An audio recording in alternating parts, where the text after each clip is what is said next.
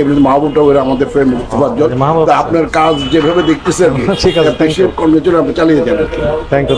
বল আমরা সবাই অ্যাপ্রিশিয়েট, আপনার ভক্ত আর কি আমরা। ঠিক আছে, দোয়া রাখেন ইনশাআল্লাহ চালিয়ে যান। আমার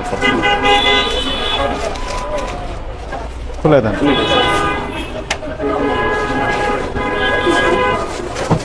ওই যে ম্যাডাম যেটা বললেন, এই যে এটা তো খুবই শক্ত হার্ড, এটা চেরি ফল না তো?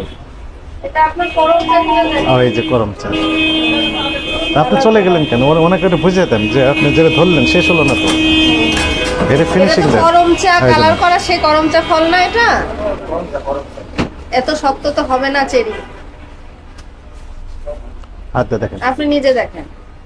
হাজার পরে রং দাও আবার। এটা স্যার যদি শিরা দেওয়া হয় তো এই কারণে হয়তো শক্ত হতে পারে। এটাই ফ্যাক্ট, আপনি ঠিকই বলেছেন। শিরা দিয়ে করা কালার, কালার চেরি ফলে শিরা দেওয়ার দরকার নেই তো। আপনি এতক্ষণ লাইনে আসছেন এবং শিরা দেন, তার সাথে হাজার পরে রং দেন, ওই যে ফুড গ্রেড না, ওই যে টেক্সটাইল কালার দিয়ে এই এখানে সেটিং দিয়ে দেন। সত্য কথা বলেছেন উনি, এই কথাটা বের করতে পারতাম না। আপনি না একদম।